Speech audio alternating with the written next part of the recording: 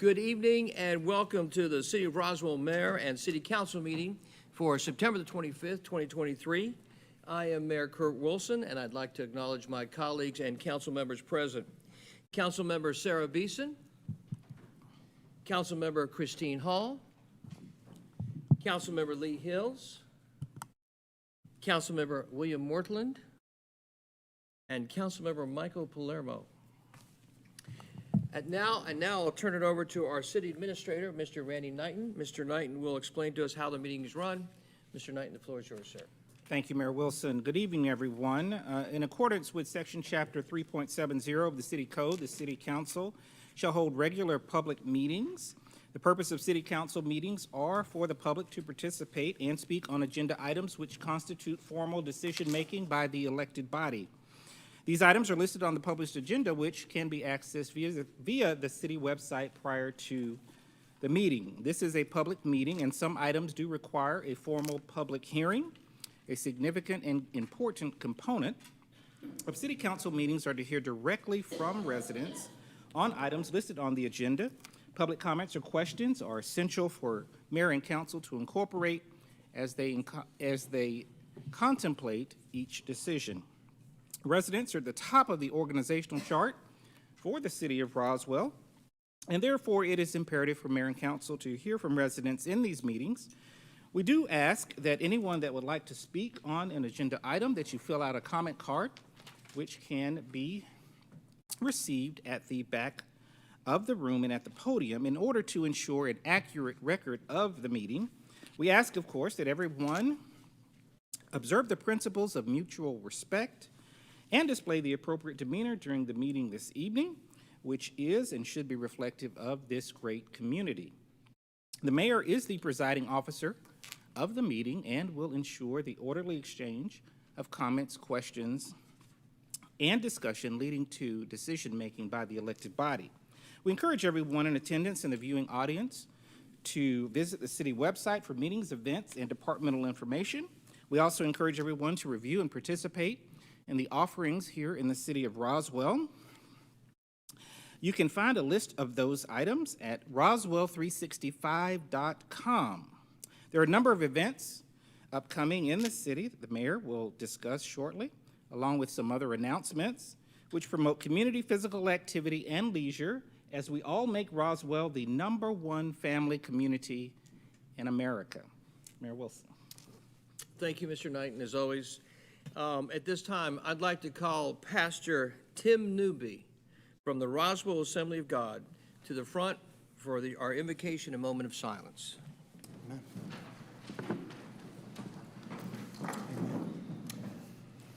Let's pray. Heavenly Father, we come before you, Lord, and we thank you for who you are, the creator of all things, the God and the Father of all. And Lord, we just give you thanks for this night. Lord, we pray over this meeting. We thank you for our civil government, Lord.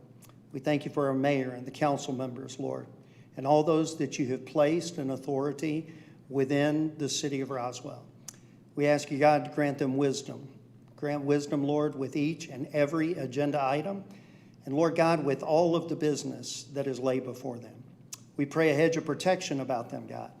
We pray for their families, that their families will be healthy and their families will prosper.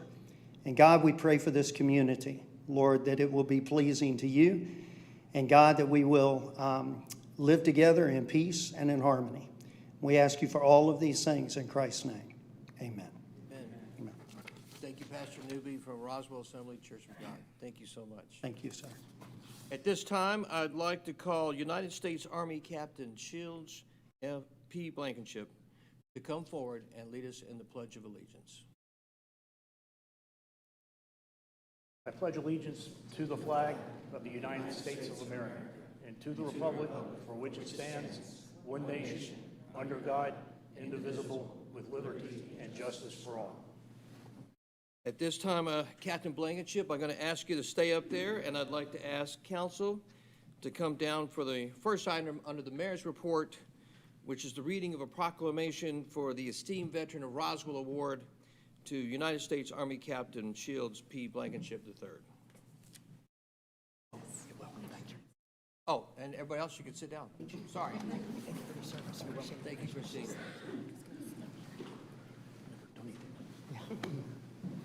Congratulations.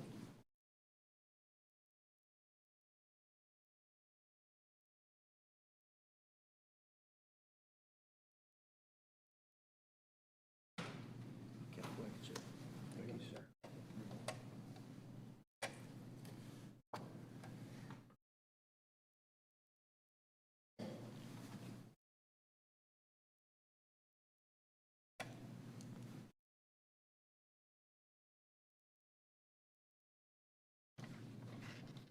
Proclamation, Office of the Mayor. Captain Shields P. Blankenship III, esteemed veteran. Whereas Shields Blankenship began his military service in late 1984 while a freshman at the University of South Carolina. As a staunch anti-communist and believer that America needed a robust military to counter Soviet influence around the world, he was motivated to contribute to national defense. This prompted him to reluctantly enlist as an infantry private in the United States Army Reserves and the 108th Division. In the summer of 1985, he completed basic training and infantry school at Harmony Church, Fort Benning, Georgia. Upon completion of the training, he knew he had made the right decision and belonged in the United States Infantry. He was promoted to private first class and served primarily as an M113A1 armored personnel carrier driver. Whereas in August 1986, Shields was contacted by Army ROTC and signed a contract to become a cadet. In May 1988, he was commissioned as a second lieutenant in the infantry. With some college remaining, he joined B Company, 118th Infantry of the South Carolina Army National Guard. Upon completion of the infantry officer basic course in 1989, he attended 2 weapons courses, airborne school, and ranger school.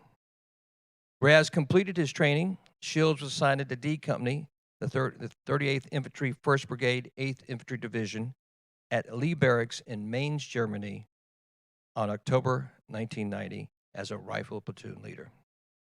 Because of the reorganization of forces in the United States Army Europe and deactivation of his unit, he was reassigned to B Company, the 502nd Infantry Berlin Brigade, McNair Barracks, Berlin, Germany in February 1992.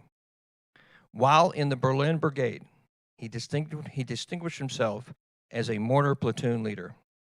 Under his leadership, the platoon won brigade and battalion mortar competitions. He was recognized for training proficiency by General Montgomery Meigs and promoted to captain in August of 1993. Upon return to the United States in October 1993, he completed the Infantry Officer Advanced Course in 1994. In 1994, he voluntarily chose to leave active duty to pursue a civilian career path, leaving active duty in early 1995. His last assignment was as adjutant, Army Officer Candidate School, the 129th Infantry Regiment. His awards include Army Commendation Medals twice, Army Achievement Medal twice, National Defense Service Medal, Overseas Service Ribbon, Presidential Unit Citation, Airborne Wings, and numerous other certificates of recognition. And whereas while he was a Rotary Club exchange student in Belgium, Captain Shields became interested in international relations. Based on this interest and having seen the evolution of post-Cold War Europe while in the Army, he chose to pursue a career in international business. In 1995, he returned to Germany and took intensive German language courses at the Goethe Institute and a semester of international business courses at the University of South Carolina. This was the starting point for a 26 and still ongoing career in international business. And whereas Shields has worked for Siemens in Erlangen and Nuremberg, Germany as a field operations manager, for a contractor in Afghanistan, a procurement officer for the United Nations, peacekeeping missions in sub-Saharan Africa, specifically the Democratic Republic of Congo, Liberia, where he was chief procurement officer, and Kenya, supporting UN operations in Somalia. In 2014, Shields returned to the United States. He's been a Roswell resident for 9.5 years and is involved in the local community as a member of the Roswell United Methodist Church, the Roswell Rotary Club, the Georgia Society of the Sons of the American Revolution, American Legion Post 201, and the Roswell Historical Society. He supports veterans' causes, Tunnels to Towers, and charities of the American Legion.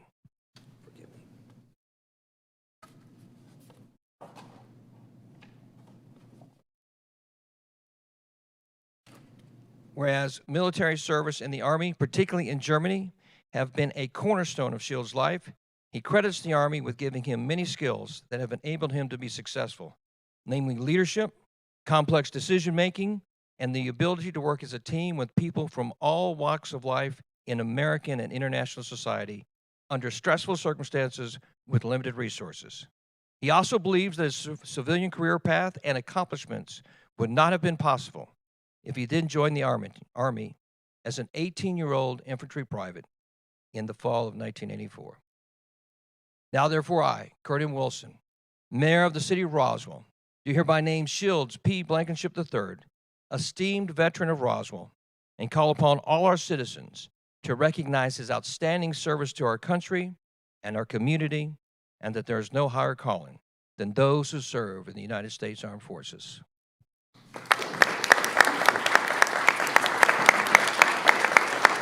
Thank you. Very much.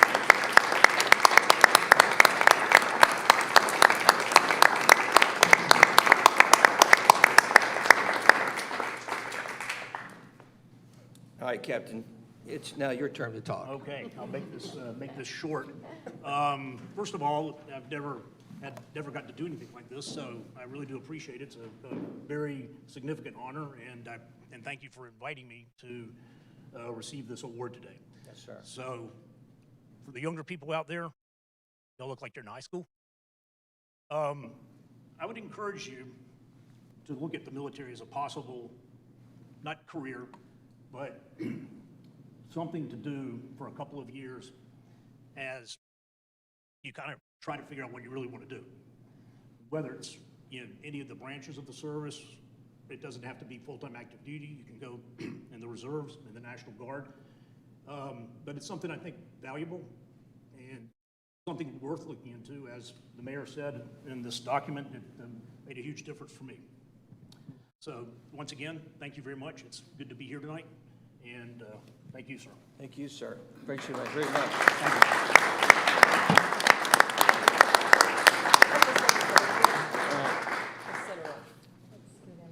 Scoot in a little bit. Okay, this is yours. Okay, thank you. Yes, sir.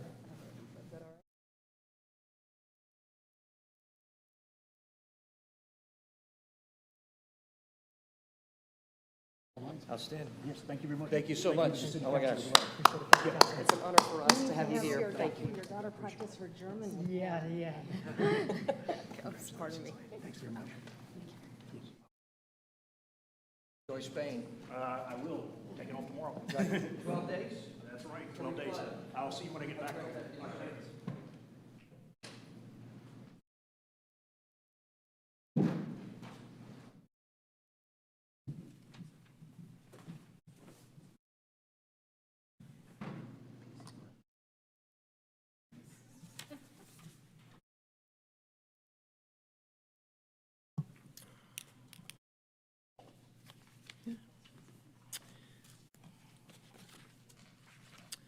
Well, the next item on the mayor's report is the reading of a proclamation for Roswell's 73rd Annual Francis McGahee Youth Day celebration. And I have the great honor and pleasure of introducing our new director of the Parks and Recreations Program for the City of Roswell for the entire Parks and Recs, Stephen Malone, who's going to give us the run of show on this fantastic piece that's about to happen. So, Director Malone, the floor is yours.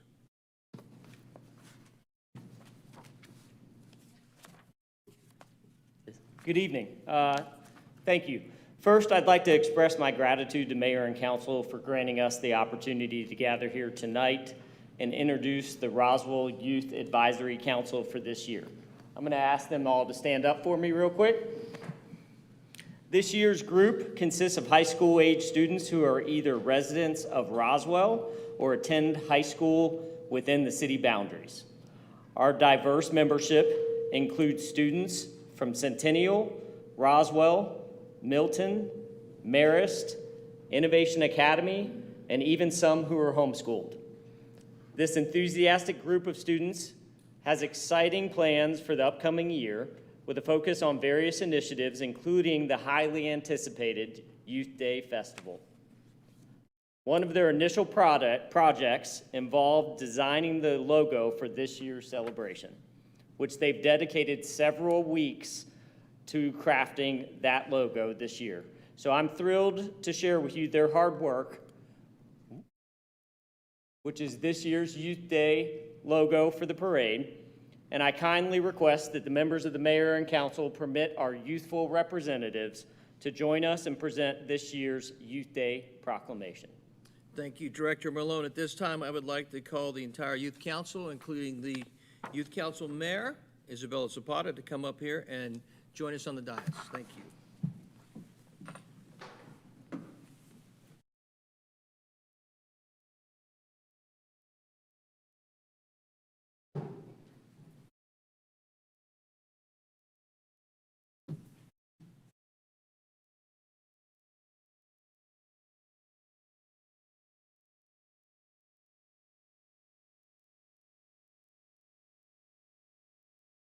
I have to cheat on my notes too.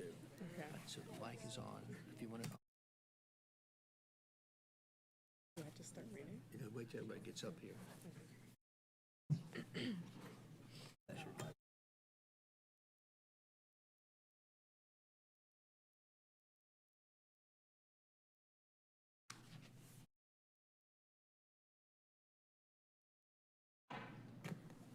Proclamation, Office of the Mayor, Roswell's 73rd Annual Francis McGahee Youth Day Celebration.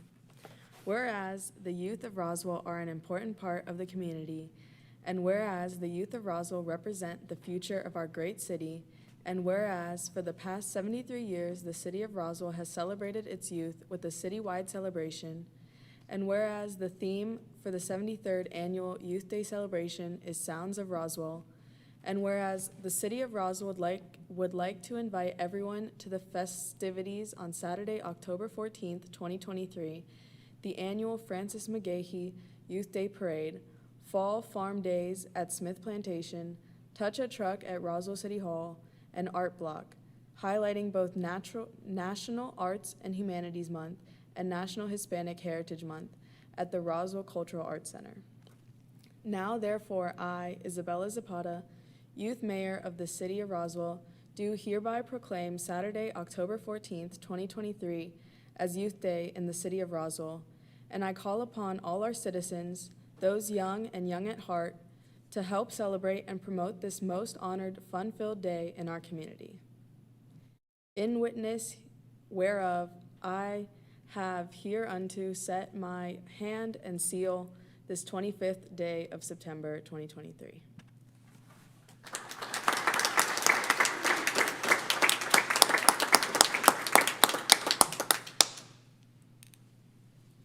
Okay, Mayor Zapata, let's see.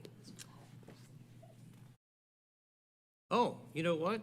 Would you guys like to stay up here and, see, need more pictures?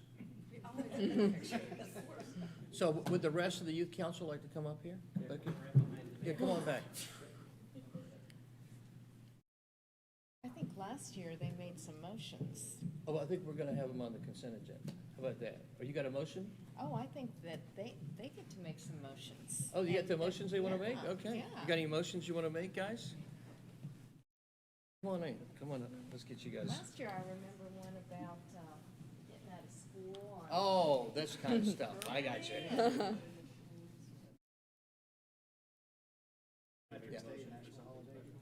Yeah. Official day off of school for Friday before you say. These are not binding. Yeah. You can go. Who said? Anna, Ava, go for it. Make a motion. Okay. Yep. There, now your mic's on. Okay. Make a motion to not have to go to school the Friday before Youth Day. Okay. I make a motion for the Friday before Youth Day to have high schoolers not have to go to school. Okay. Do you have a second? Who's gonna second that? Does anybody support it? Second.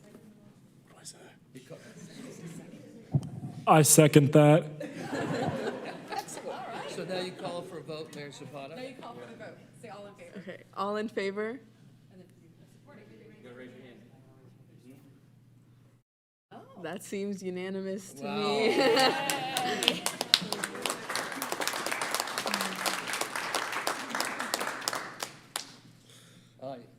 Outstanding. Mayor Zapata, Youth Council, you guys did a great job. We gonna keep them up for consent? Yeah, you can keep up for consent if you guys wanna run Uh, through that, and yeah, then we're we gonna can make run- sure after consent. So you guys, we're gonna keep you actually for official, oh, but you gotta sign this. We gotta get you to sign this. This is real deal here.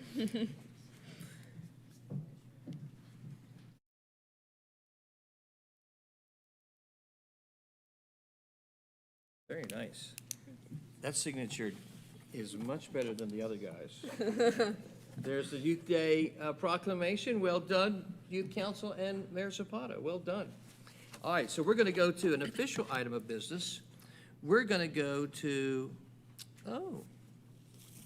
actually, the last item on the mayor's report is reading upcoming events and some other announcements. So Councilmember Hills, would you like to, our friend down here at the end, is that Will? Will, you got this? You're gonna read the upcoming events. Are you good with that? We can pass them along too. Like one each? Yeah. Yeah.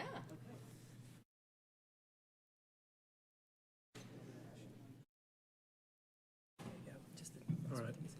Roswell365.com. If you are looking for a one-stop site for all events and activities in the city of Roswell, visit Roswell365.com. This is a community calendar for events hosted by the city, local nonprofits, businesses, civic groups, and religious organizations. Hosting a community event in Roswell. Visit Roswell365.com for all events being held in the city.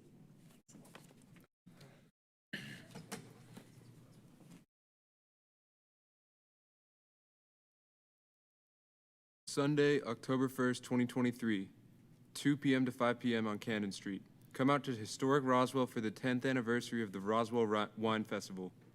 Take a leisurely stroll along Canton Street to sample wines from your favorite participating restaurants and businesses while enjoying live music from notable local bands. And Mike, you want to make sure a disclaimer that does not apply to the youth council.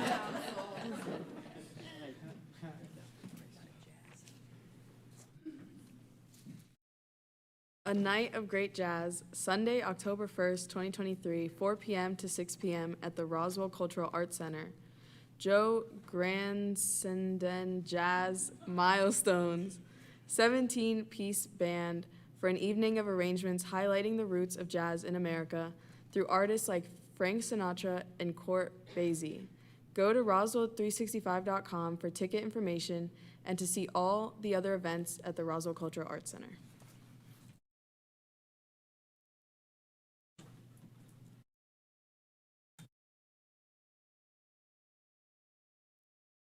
Beginning October 1st through the 29th, 2023 on historic Canton Street.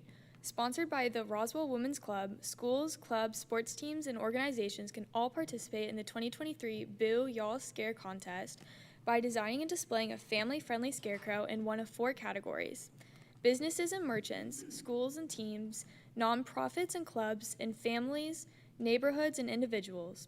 Scarecrows will be on display on Canton Street for the month of October for all to enjoy. There are a limited number of spaces available at roswellwomensclub.org. You can find all the information on the month-long event, including voting for your favorite scarecrow, on their site.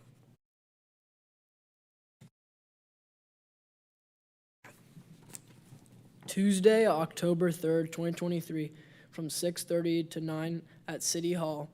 The Roswell Women's Club will host the forum for the candidates running for Roswell City Council and Municipal Judge in November 7th, 2023 election.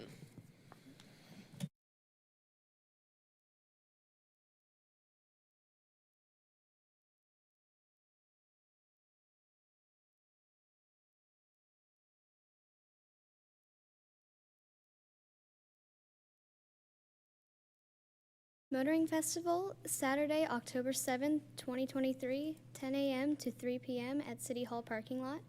The 2023 annual Roswell Motoring Festival benefits St. Jude Christian Research Hospital. The co-chair Grand Marshal is Roswell Mayor Pro Tem Christian Hall, who will be joined by local celebrity newscaster turned auctioneer and media MC George Franco.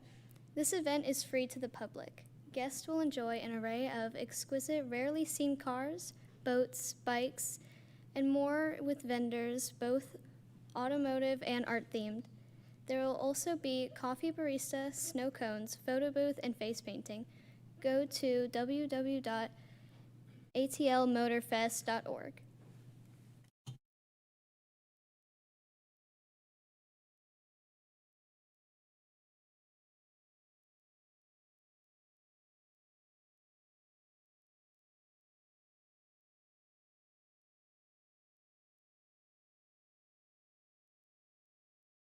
Come celebrate Roswell's youngest resident. Saturday, October 14th from 10 a.m. to 3 p.m. Come celebrate Roswell's youngest residents at the 73rd Youth Day celebration. The celebration will begin at Roswell Area Park for the Youth Day Parade at 10 a.m., including handmade floats from organizations around the city. The theme of this year's youth celebration is Sounds of Roswell. Featured activities on October 14th include Art Block. The Roswell Culinary Arts Center will host Art Block, a celebration of arts and humanities with live entertainment, exhibits, and arts and crafts for the whole family. Smith Plantation. Walk with your family and friends to Smith Plantation to enjoy a petting zoo, fall crafts, a pumpkin patch, and face painting. Touch a Truck. The city will host a Touch a Truck, an opportunity where kids can get up close and explore many big trucks and equipment that fascinate and delight those young at heart. Visit www.roswell365.com. Youth Mayor Zapata, may I add one more write-in update, please, ma'am? You may. Thank you.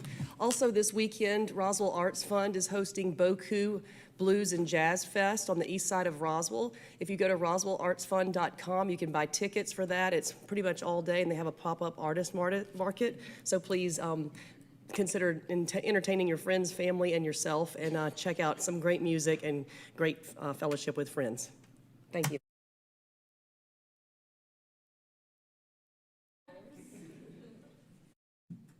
Well, congratulations, Madam Mayor and Youth Council, on a fantastic job on everything you've done this past year.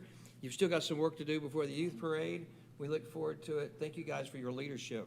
Thanks for stepping up. We're so excited. Thanks for being with us on the dais. We honestly hate to see you go. We much prefer you to stay, but I think duty calls. So you guys got to hit the road. Come on. And Mayor and Council, I want to say thank you again for having them this evening. We appreciate everything that you do, and we love for them to be engaged to see what it is you do on a daily basis. One more thing about the Youth Day Parade, our Grand Marshal this year is a past Recreation Commission member. Deborah Ewing who will be celebrating this year for the 73rd Annual Francis McGahee Youth Day Grand Marshal. So just wanted to make that announcement as well.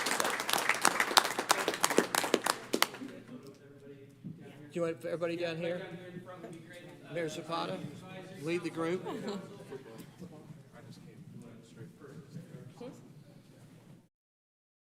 Oh, Mayor Zapata, do not forget this. Yes, that is yours. I don't know.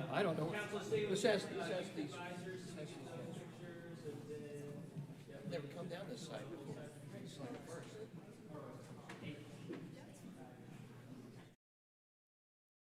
Mayor's gonna be right here in the middle. Yes, sir.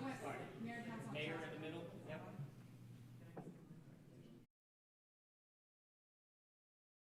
Everybody on this side, you think? Probably, can we have a few people down in front here?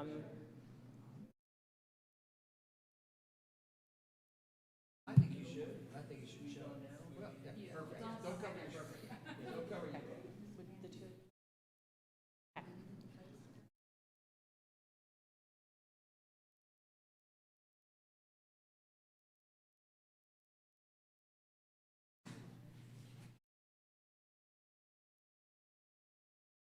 Ladies and gentlemen, Mayor Zapata and the Roswell Youth Council.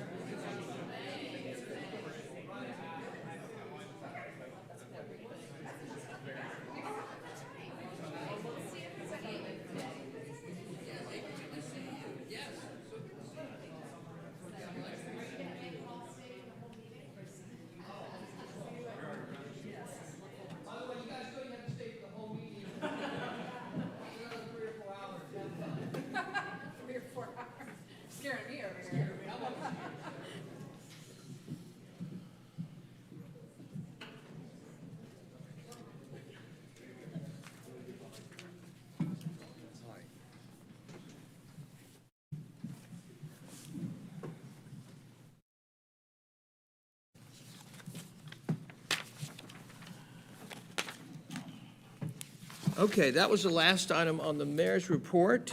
Next is the consent agenda. Does council have any questions or comments regarding any items on the consent agenda? Being that council has none, I will ask if there are any Roswell residents that have any questions or comments on the consent agenda. Being that there are none, I bring it back to council for one last comment, question session on the consent agenda. Being that there are none, do I have a motion to approve the consent agenda? Motion to approve? Motion approved from Councilmember Lee Hills. Is there a second? Second from Councilmember Sarah Beeson. All those in favor, please raise your hands. Passes unanimously. Thank you very much. All right, next, we're going to go to community development. The first community development item is Councilmember Palermo's. Councilmember Palermo, would you read the first item of community development, please? Yes. Item number 1, approval of a text amendment to the Unified Development Code, Article 4, Corridors and Nodes Districts, Section 4.5.2, Use Table, and Article 9, Use Provisions, Section 9.7.19, Outdoor Storage General. This is the first item, first reading. This item was deferred from the September 18th, 2023 Mayor and Council meeting. Thank you, Councilmember Palermo. Assistant City Attorney Michael Petty, would you read the ordinance, please, sir? It's an ordinance to amend the Unified Development Code by modifying Article 4, Corridors and Nodes Districts, Section 4.5.2, Use Table, and Article 9, Use Provisions, Section 9.7.19, Outdoor Storage General. Thank you, Michael. Jackie, the floor is yours. Jackie Dybel from Community Development, welcome. Thank you. Thank you.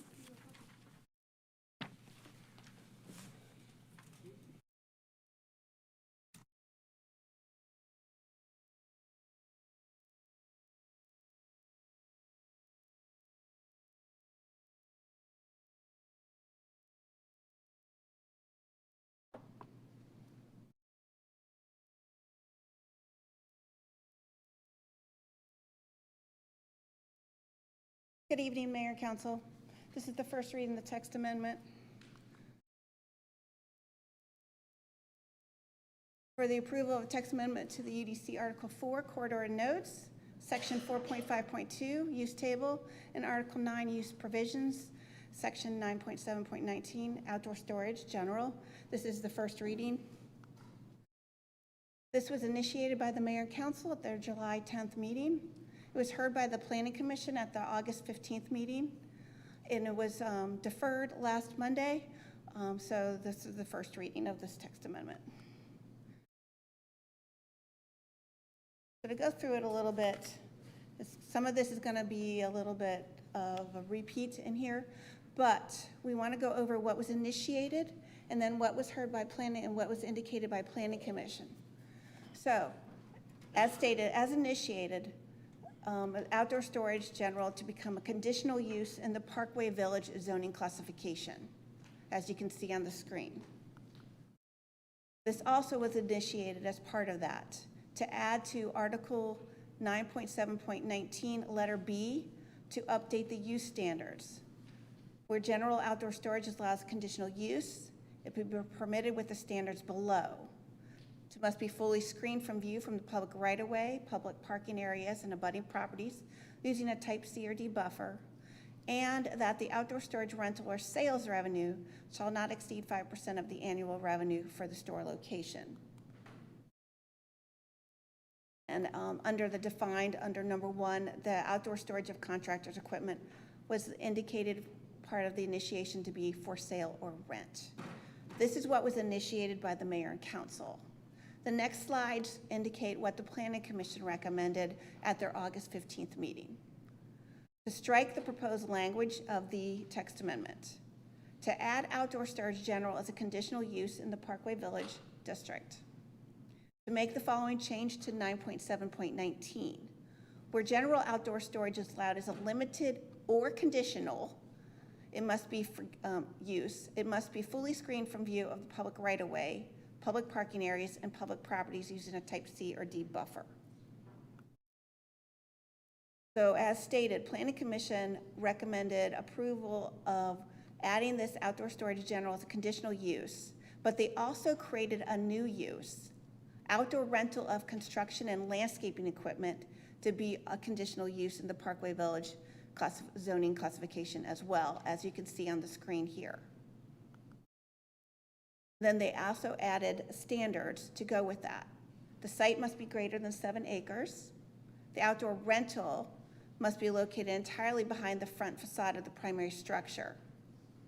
The outdoor rental area for construction and landscaping equipment cannot exceed 10% of the total site area. The rental location shall be permanently defined for the site. Only rentals, not sales of construction and landscaping equipment to be allowed. And that the outdoor storage area must be fully screened from view from the public right-of-way, public parking areas, and abutting properties using a type C or D buffer. Staff made one small revision to the to the Planning Commission's recommendation to change the word site and site area to parcel. So, as I stated, it's trying to show the comparison between the two. The one at the top was initiated by the council with the conditional use for outdoor storage general. The one below on the bottom was the conditional use for outdoor storage general and the new use of outdoor rental of equipment and landscaping equipment. This is hard to read, so it's in your PowerPoint packet. It shows a comparison of side by side. That's why it's in the PowerPoint that I passed out to everyone, to try to help you see the differences. So as of last week, when this was deferred, we were asked to take a look at the notes for mayor and council consideration, and we also took a look at areas around the country. So we have, at the very end of the slide, we have one small thing that we could find related to contractors' equipment and landscaping equipment. So I'll go through this real quick. This is for the mayor and council's consideration. To add the conditional use as outdoor storage general, to add the use of outdoor rental of construction and landscaping equipment as indicated by the Planning Commission. We've highlighted the section in outdoor storage limited because as it was brought up to us during the legal meetings by the council members, we were asked to take a look at the limited also and not just the general. Because as highlighted here, you have lawnmowers and other similar items in number 3. And as you look at outdoor storage general, which is currently in the code, we have contractors' equipment. We also have other similar merchandise, material, or equipment. Letter B to add the or conditional use. And then, of course, the new a new section from Planning Commission, 9.7.20.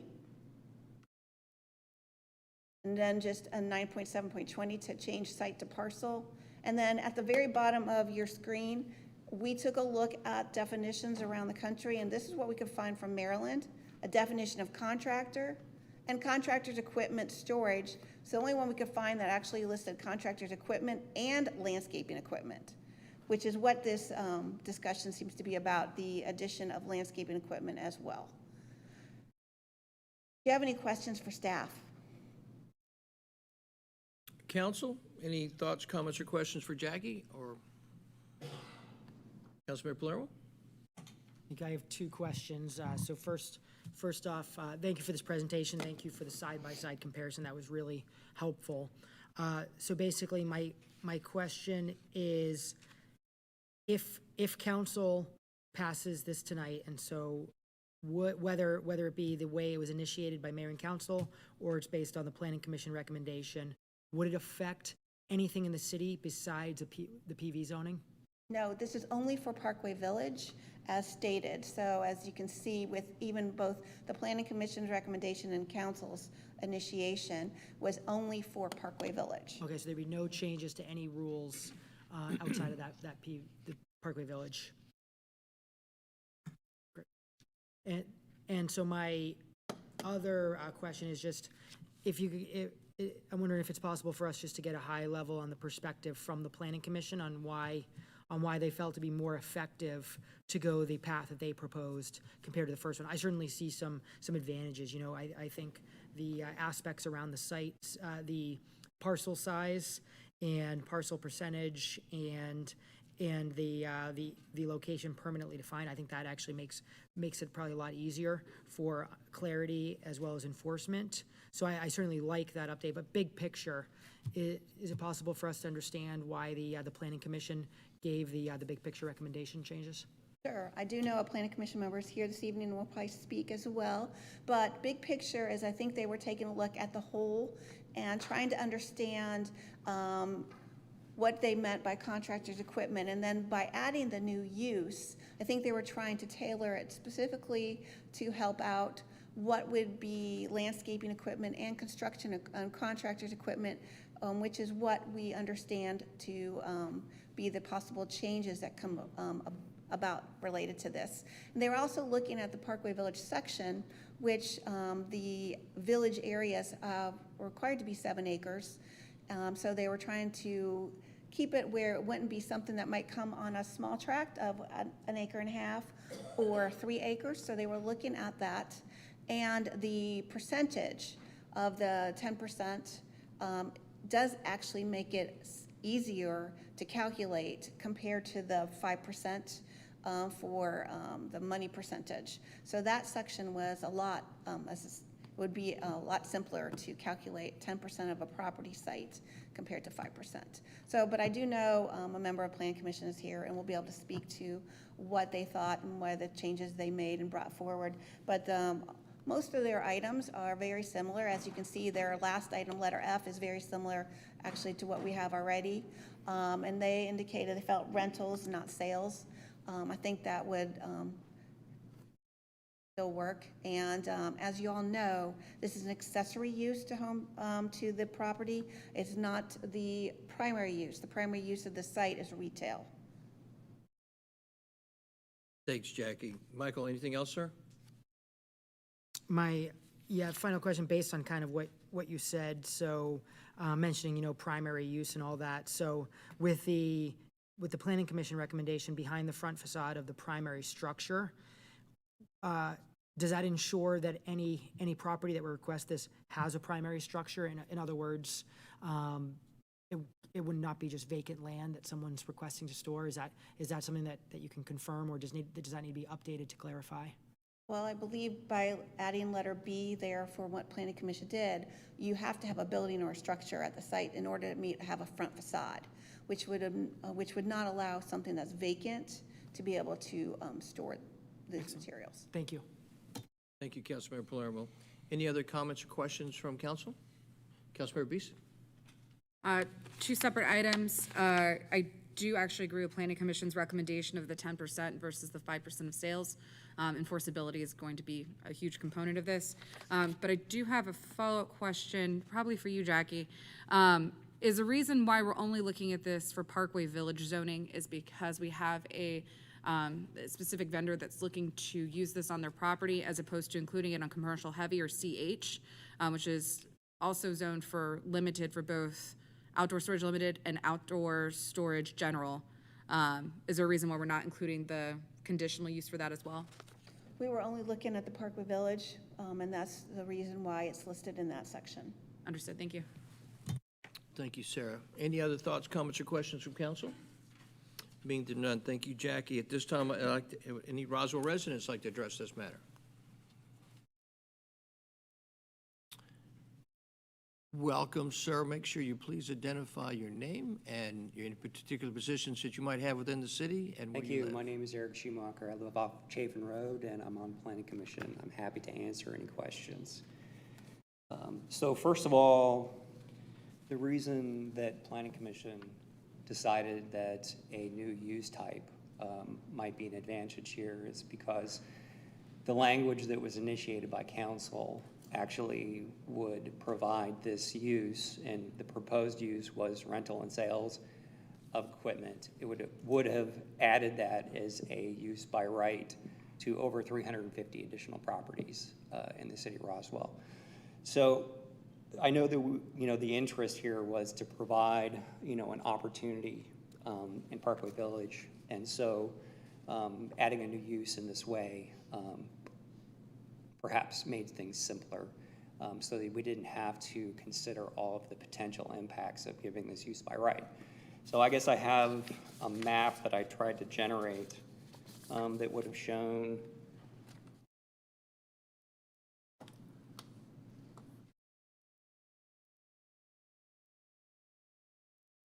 I'm sorry that it looks a little bad here, but this is City Hall here. So we have some properties by City Hall and then a lot of properties up in this area, up on Highway 9, north of Hookenbridge, that would have received this by right. Now, it would make more sense to perhaps identify this rental use separately so that we could add some additional attributes to it without considering how that might impact outdoor storage general. Outdoor storage general might be something that a company uses because they're storing their own equipment and not really for sale. In Parkway Village, we have the consideration of trying to ensure the original intent of the overlay Parkway Village to be more, I guess, of a bucolic atmosphere with the white picket fences, et cetera. And so this type of use wasn't in that zoning class for a reason. And so in adding it as an additional use, we can try to craft that best for Parkway Village. Now, there would be nothing stopping mayor and council from, at some later date, adding this particular use to other classes such as IL or IX or CH. And that's what we have here. So these are all IL, IX, and CH. So there's 353 parcels there. So that was the main consideration on creating the new type. Made it easier to apply. Were there any specific questions that I can answer at this time? Anything else? Okay, thank you very much. Thank you, Eric. Appreciate your time. Thank you, sir. It's a good looking picture up there. We just leave that. I like it. Any other comments or questions from Roswell residents on this particular item? Being that there are none, I bring it back to the Roswell City Council for any other additional thoughts or questions. Being that there are none, Councilmember Palermo, do you have a motion you'd like to make, sir? I motion to approve text amendment to the Unified Development Code, Article 4, Corridors and Nodes Districts, Section 4.5.2, Use Table, and Article 9, Use Provisions, Section 9.7.19, Outdoor Storage General, with the updates from Planning Commission, as well as staff's recommendation that it be the word parcel instead of site area. And so that is my motion. And Jackie, we've got all that clear. Michael, we got all that clear. Outstanding. Motion made by Councilman Palermo with the slight adjustments. Is there a second? I have a question for clarification, sorry. Yes, You said that you're moving forward with the entire language as Planning Commission drafted it. So that means we'll be using subsection C, which is the focus on the 10% of total site area, and not the previous language of the 5% total sales, correct? I'd said the exact Planning Commission recommendation. Perfect. I just wanted to make sure that clear on what we're voting on. Thank you. Is there, what's the question, Sarah? Oh, he clarified. I think, Christine, did you have a question? That's all right. I can call on the folks. I got it. Thanks. Any other, what was your question though, Sarah? I'm not sure I understood your question. I asked him if we were voting on the language that included that focused on the C, 10% of the total site area, in lieu of the previous language, which was the 5% of total sales. So making sure the 5% of total sales was not the item that we are voting on. All right, just so there's clarity, Michael, will you just reread what your particular piece is so that everybody has clarity on it, please? So it's everything under the Planning Commission recommendation in the deck with the update from staff, which is shown on this screen, which is instead of the site or site area, it's parcel. Thank you, Michael. Christine, did you have anything you wanted to add to this? Thanks so much. All right, so there's a motion made by Councilmember Palermo. Is there a second? Seconded by Councilmember Christine Hall. All in favor, please raise your hands. And the motion passed unanimously. Thank you very much. All right, the next is the Environmental Public Works Department. Councilmember Morthland, would you read your first item, please, sir?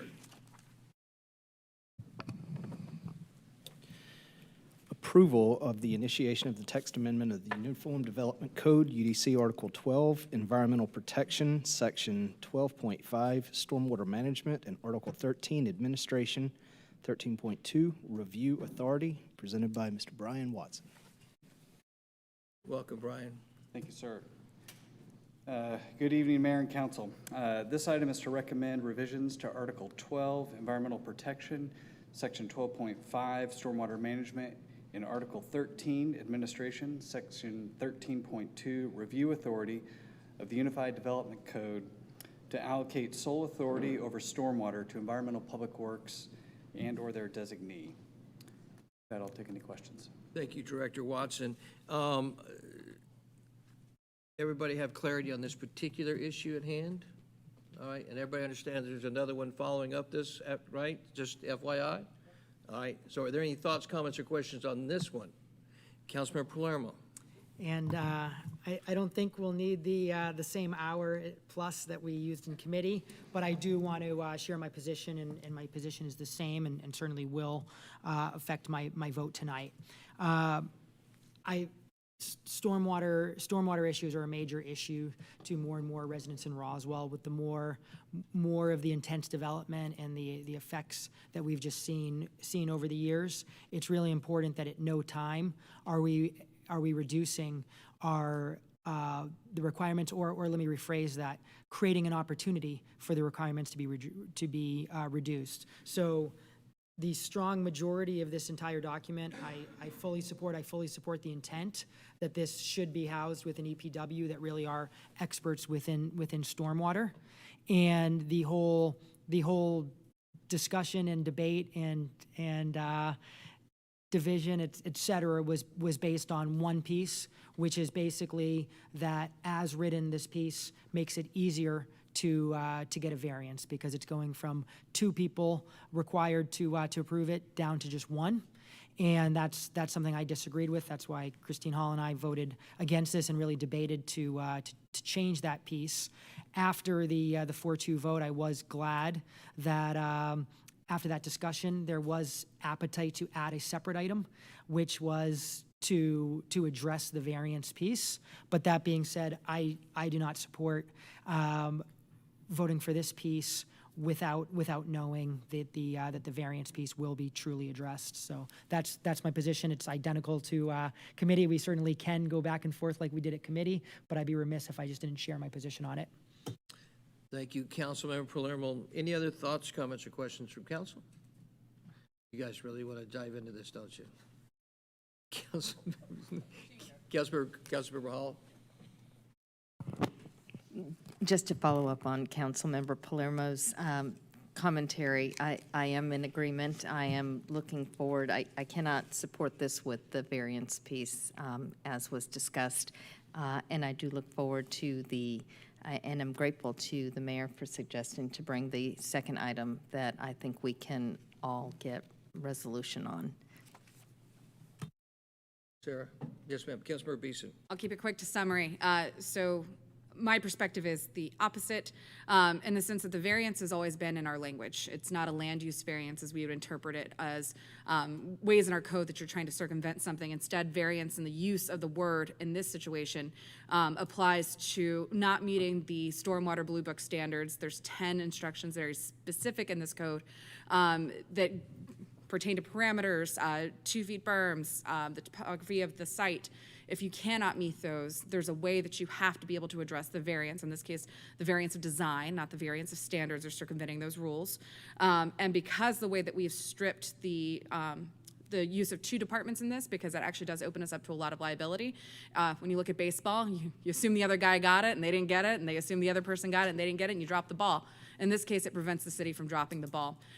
When you have an entire department that soup to nuts is taking it through the stormwater process, you do not want to bring in another department, even if they do have a professional engineer to review those standards at the very end, because it's actually a liability to their licensure to review something that they were not involved in up until that final review point. So in my mind, it actually makes a lot of sense for us to be able to move all of our stormwater review process into our public works or environmental public works department, where we do house many of our environmental engineers. I say this as someone who lovingly works with environmental engineers day in in and day out. I fully believe that you guys are able to do this, and there also is very specific requirements in this, that if there is a variance, it does go through another rigorous process with Design Review Board, and it can also be, it can go all the way up to the Fulton County Superior Court. So there are many ways in place to keep this protected, to cover the city, and I think it actually improves our risk management and decreases liability. So thank you. Thank you, Sarah. Any other thoughts, comments, or questions from council? Does anybody like to explain to our poor residents, anybody might be listening, what is actually transpiring?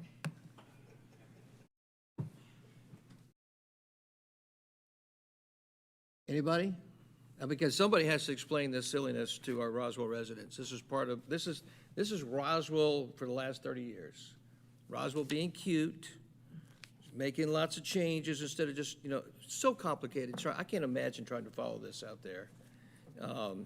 So we've got, anyway, anybody, Will, you want to approach it?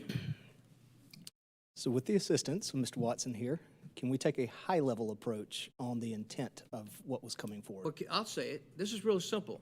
All this is about is saying there should be one set of expertise who should be accountable for stormwater in the city of Roswell. Instead of having ComDev and EPW, it's real simple. We said the expertise lies in Public Works. So put accountability for the storm, whether it's public or private, in EPW. That is ostensibly what the discussion is, right? Yes, sir. That is it. That is it. That's all this is supposed to be about. Who has controlling authority and decision-making, and who has the expertise or requisite skill sets? Whereas in the past, there's been the conflict where there was some in ComDev and some in Public Works, and there was a city engineer in the past as well, if you can imagine that, a third piece to the equation, making it even more complicated, who had controlling authority over decision-makings over stormwater. As Michael alluded to, look, stormwater's, we're way behind as a city, and most cities are. And we are trying to deal with issues that from building that we did 40 years ago. And so part of this is making sure that we go forward and get it right on storm, but also is that we have a common sense approach on it. And so what this piece is dealing with, first and ostensibly most, is who is responsible for managing stormwater in the city of Roswell. And what this says is that should be the Public Works Department, not ComDev and Public Works. It should be one controlling authority in the city. That's where the expertise resides. That's what this is about. Yes, sir. So, sorry, Will, I didn't mean to step all over you. Nope, did just fine. So then somehow in there, we've got in there about variances. So we've got two pieces tonight. The first one is just dealing with the controlling authority issue. It has nothing to do with variances except that it's a part of it. We will be addressing a second matter here in a second to say who basically will be doing the variances, the mayor and council or the public works director, or no variances at all. So the matter at hand. Yes, Councilmember Palermo. Thank you for that good description and just refresher on the committee discussion. I believe from the committee discussion, this mayor and this entire city council are all in agreement that the stormwater aspect should be housed with EPW. The one point of contention was that the variance section was ultimately the strength of that was being reduced, meaning ultimately this document for that one section would make it easier for a variance to be granted.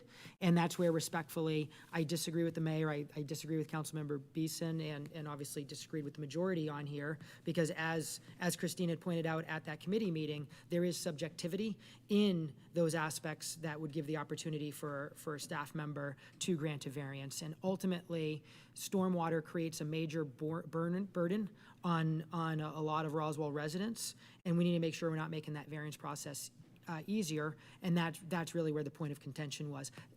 It wasn't until after the vote where Councilmember Hall and I voted against this because of that variance piece, did it then get brought up afterwards of having a separate item to discuss and address the variance item, which I'm glad that happened. But again, I can't support this when it's weakening it, but I certainly am supporting something that's keeping it at the same level of just requirement, and look forward to that discussion.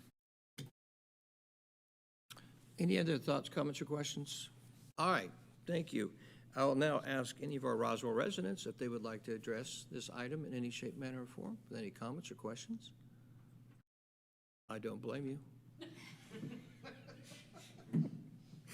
Being that there are none, I bring it back to the council for any additional thoughts, comments, or questions. All right, being that there are none, Councilmember Palermo, do you have a motion? Sorry, Councilmember Mortland, do you have a motion? Yes, sir. Forgive me, sir. Motion to approve the initiation of a text amendment to the Unified Development Code, UDC Article 12, Environmental Protection, Section 12.5, Stormwater Management, and Article 13, Administration, 13.2, Review Authority. Thank you, Councilmember Mortland. Is there a second? Seconded by Councilmember Beeson. All those in favor of this particular motion as it's been read, please raise your hands. All those opposed, please raise your hands. The motion passes 4-2. Thank you very much. Councilmember Mortland, would you read the last item for the Environmental Public Works Department? Approval of the initiation of a text amendment to the Unified Development Code, UDC Article 12, Environmental Protection, Section 12.5, Stormwater Management, 12.5.2, Permit Procedures, A11 Variances. Councilmember Mortland, do you have a suggestion to that particular piece that you just read? Is there a revision that you would like to make before going to Director Watson? Let's see.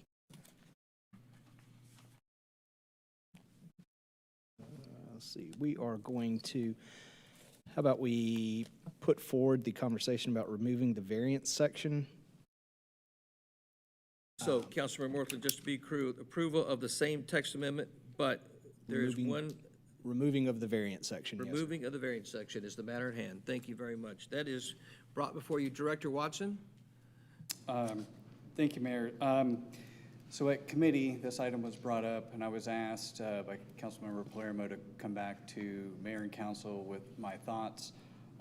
From last week, in my review, my recommendation would actually would concur with that, which would be to remove section 12.5.2A subsection 11. I think it causes too much confusion, and I think by removing that, it defaults back to the other subsections 1 through 10 for anybody who's coming in and getting a permit to comply with. So, Brian, just to be clear, so everybody here has clarity on this, that means you are moving the variances altogether. That would be my recommendation, would be to remove that section, that subsection 11. Outstanding. And I believe with earlier conversations, Councilmember Mortland, there's been other conversations with the council on this, correct? Yes, sir. Okay, very good. So does council have any thoughts, comments, or questions on this? Councilmember Beeson. So to make sure we're all on the same page, when we were in committee meeting, you said that there's an entire section behind it that discusses a list of variances or how to approach a variance. So in that case, would that language be struck as well, or is it specifically only subsection 11? That would only be subsection 11. It's section 12.5.5 that deals with basically a variance to the entire section, and we're only looking at section 12.5.2. Okay, so that language would still stand. And in this case, would it decrease the likelihood of a project being built, or would it simply just be that we won't be addressing the variances in this section? I think it would reduce the ambiguity that subsection 11 causes right now because of all the items that have been brought up. So basically, when somebody's coming in and doing a design project, they're going to have to comply with section 12.5.2, subsections 1 through 10A, subsections 1 through 10, which is built on the Georgia Stormwater Management Manual. So by removing subsection 11, it won't have any sort of confusion about variance or accommodations or any other words that people may put in there. Understood. Thank you. Sarah, did you got? I don't want you to get. You got this. So we're just eliminating the variances there on section 12.52. Understood. To your point previously, I was not briefed on this prior, but I'm catching up to speed right now. So as long as this is staff's recommendation, I'm comfortable with it. Well, my apologies to you. Councilmember Palermo. Thank you, Mayor. And so I reached out to Mr. Watson because, as we discussed in committee, I really wanted to hear from you, really, recommendation. And because in committee, we discussed lots of things. We discussed just having multiple people signing off. We discussed the idea of staff presenting their recommendation for mayor and council to approve, just so that it was public if there's a variance occurring. I think we discussed the idea of variances going away. I think we actually even discussed it staying as is, but just adding a sentence of intent, of just the intent that the city would be focused on the stormwater requirements. So we discussed a lot of different aspects. So I checked in with you, and I know you'd said, and I guess you can answer, or we can put Mrs. Izzo on the spot. You said while you were here, there's never been a variance request for this. In Mrs. Izzo's term in Roswell, has there been a variance to stormwater in any situation? I have not, well, just to clarify what you said, I have not been a part of any sort of requirement where there was in the previous language, where it was the joint signature between ComDev and EPW. I was never involved in any of that. Yeah, and I would echo Brian's sentiments. In my time, there was nothing that I can recall where we did the two signatures for a variance of any kind either. Okay, so you've not seen that any time this happened where there was actually... Michael, just as a follow-up, you might want to ask Jackie, just from the ComDev side, any knowledge from the city engineer's side, or Jason, sorry, I know, anything, same question. Yeah, same question.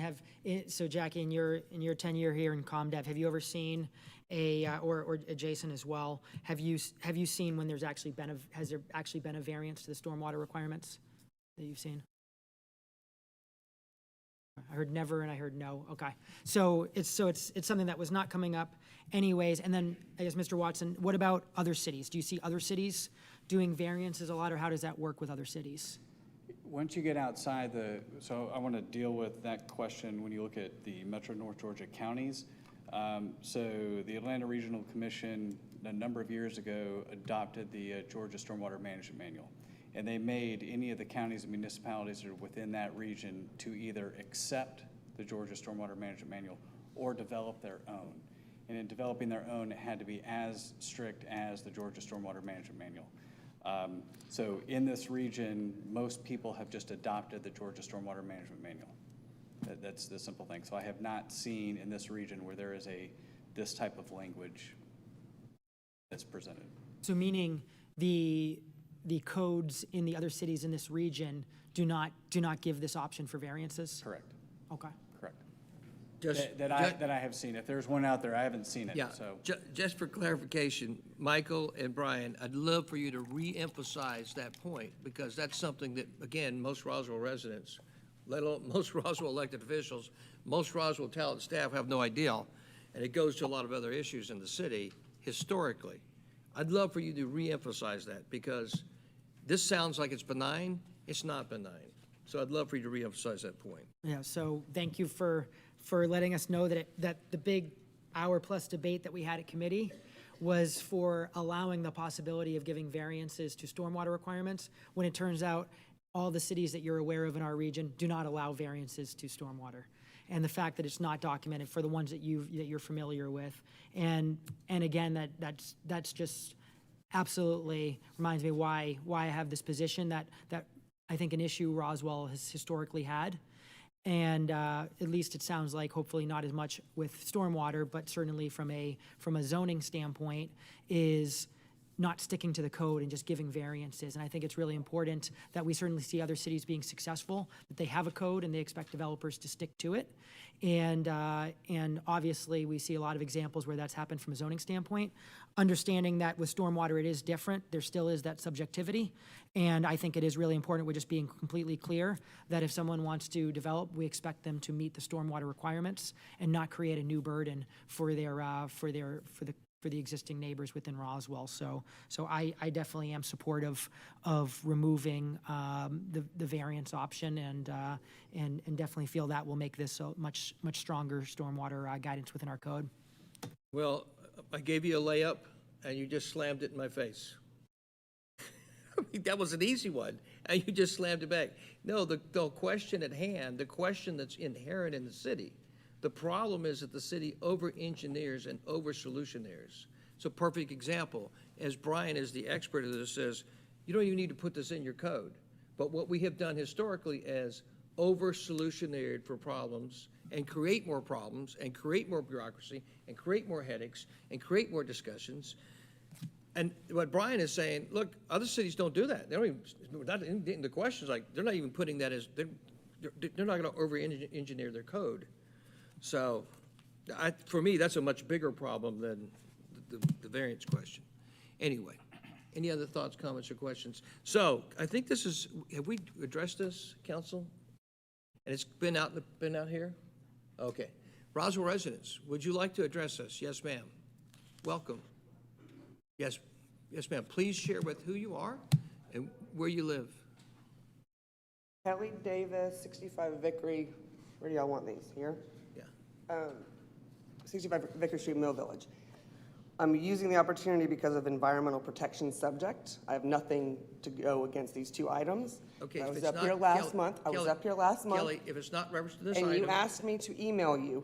Yes. I emailed you twice. Kelly. No response. So I I beg would your like pardon? to know who am I supposed to ask for a response for my one question. Why do we promote swimming at the waterfall? Okay. You have not answered. Who do I go to? Kelly, I've not received 2 emails from you. I've not Sorry? received 1 email from you. You've received 2. I've not received any emails. There's from 2 other people on the email. It's pretty easy to check my emails. If you would, feel free tonight. I'll be happy to Whom follow. else do I copy at the city, though, too, to make sure so that if you don't Well- have the ability to respond, I can know who to. Mr. Knighton, Okay? Randy Knighton at roswellgov.com. Mr. Reinhardt, R. Reinhardt at roswellgov.com. We'll get you his card. I can give you my word. I have not gotten, I do not recall getting any emails from you, Kelly, because I know who you are. I would respond to your emails. I'm not going to ignore an email from you. So, but we will Okay, I follow will up. make sure that I will send you the same emails. Yes. And copy the other 2 gentlemen. Yes. And this is in reference to the Mill Village, which, by the way, Councilmember No, this Hills. is references to the waterfall and what's going on, but yes, the Mill Village. But why, I just want to know why we promote swimming.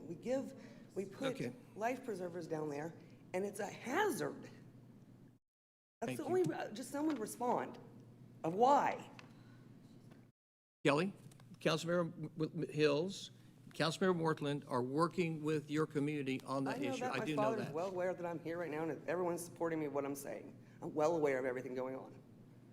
Okay? But you asked me to send you an email, you didn't respond. I'm telling you, I haven't got your email. Okay, thank you, Mary. All right, thank you. Any other Roswell residents would like to respond to that matter, to this matter that is at hand? All right, thank you. I'll bring it back to council for any additional thoughts, comments, or questions. All right, Councilmember Mortland, do you have a motion? Yes, sir, Mayor. Real quick, Mr. Watson, with what we're bringing forward right now, does this accomplish everything that we've discussed, or do we need to add some language to this motion? How is the motion going to read?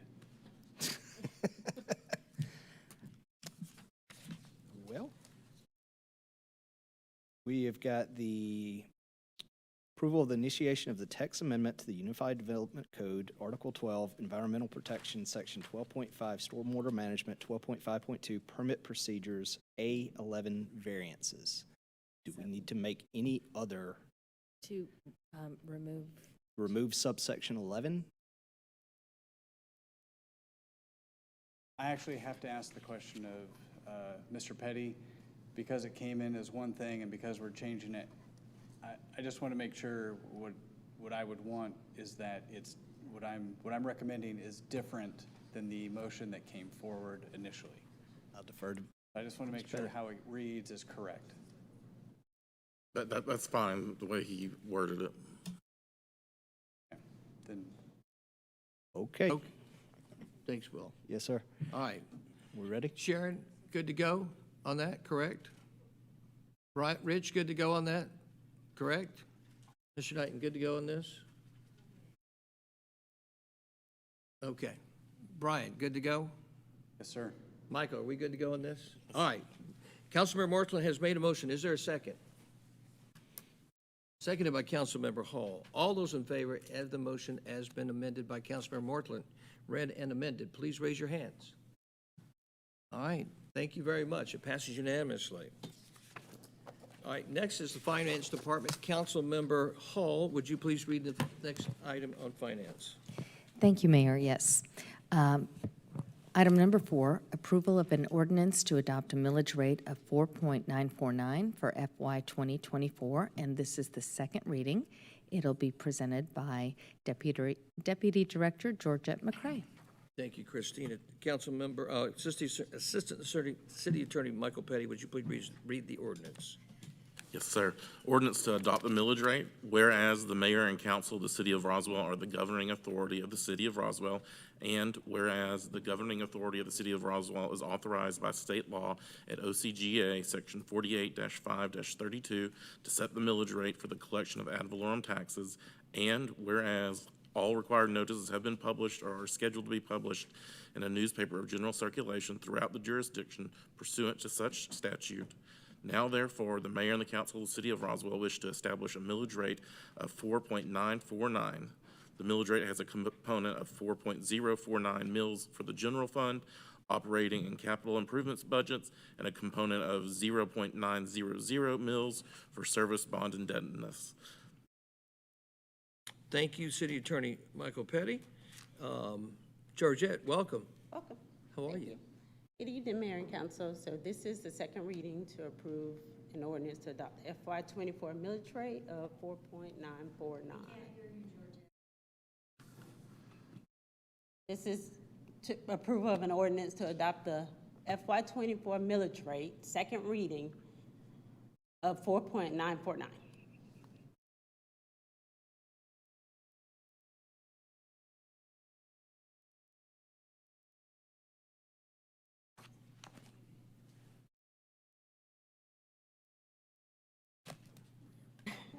Little background, FY 2024 budget adopted by Mayor Council on June 12th. Digest received from Fulton County. We received feedback on August 15th at the committee meeting to advertise the rollback millage rate. First reading of the millage rate ordinance was approved on September the 18th. This 4.94 total millage rate includes a reduction of proposed for FY 24 M&O rate of a reduction of 0.314, which equals 4.049, and an increase in the debt service due to the new bond issuance of 0.8, which equals 0.9 for the FY 24 proposed millage rate.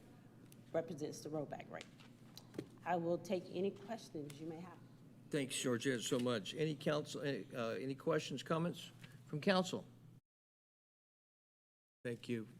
Yes, sir, Councilmember Palermo? So I just want to actually reiterate what I had said in the first reading, that I'm definitely very appreciative for this mayor and council going to the rollback rate, and that's something for the first 6 years of my city council service. There was not the willingness to do that, and so really happy and proud that for a second year in a row it is going back to the rollback rate. I'm hoping that tradition continues. And it certainly takes discipline, especially when doing things like getting the best in class pay and the full-time firefighters, et cetera, as well as reinvesting in the parks. Because obviously there's bond money for the parks, but we started with East Roswell Park without the bond and just with city money. So I just want to say thank you to this mayor and council, and remind me, I forget if it was Councilmember Hall or Mayor Wilson, but one of you in the first reading, I think it was probably the liaison to finance, brought up, when was the last time that the city has had 2 years in a row of going back to the rollback rate? I just learned that at that first reading we had last week. Councilmember Hall? It was 22 years ago in 2000. That's awesome. So 22 years ago for the city of Roswell, and certainly I haven't seen in recent years any neighboring cities doing it 2 years in a row, and most of them not even doing it 1 year. So definitely glad to see that, and certainly hope that continues next year and into the future. Thank you, Councilmember Palermo. Any other thoughts, comments, or questions from council? Councilmember Beeson. I just want to flag, because I've actually fielded a couple of questions from residents recently who indicated that their taxes had gone up. It's the M&O that is the rollback rate in this situation. The debt service in this is what brings that total amount higher. So it's M&O is what we as a city are collectively controlling with this millage rate and what we're establishing this evening. It's the debt service on top of it, which was approved by voters last year with the bonds, which is on top of it. So when people are getting that total amount, or they're looking at it online right now. That's where that is coming from, so for a point of clarity. That is correct. Thank you, Sarah. Any other thoughts, comments, or questions from council? All right, being there none. Any Roswell residents have any thoughts, comments, or questions on this particular matter? Thank you very much. Bring it back to council for any additional last thoughts, comments, or questions. All right, Councilmember Hall, do you have a motion? Yes, sir. Motion to approve the ordinance to adopt a millage rate of 4.949 for FY 2024. Second reading. Second reading. Thank you so much, Christine. Do I have a second to the motion that made by Councilmember Hall? Seconded by Councilmember Ortland. All those in favor, please raise your hands. And the motion passes unanimously. Thank you very much. And just before we go to the last item, just so FYI, my email address for clarity is kwilson, that is KWILSON @roswellgov.com. Feel free to send me emails. I look at everyone. If you send it to Mayor Wilson, that's an old email address, and I don't see those. They go, I don't know where they go. But I don't, K Wilson @roswellgov.com if you need to send me an email, and I'll follow up with Kelly and make sure that we get that squared away. All right, thanks so much. At this point, there is a recommendation, I believe, for closure to discuss personal litigation real estate. Do I have a motion for closure? A motion made by Councilmember Beeson. Do I have a second for closure? Seconded by Councilmember Martland. All those in favor of closure, please raise your hands. Very, very much. It passes unanimously. Being that there are no other items, this mayor and council meeting of September 25th, 2023 is adjourned. Thank you.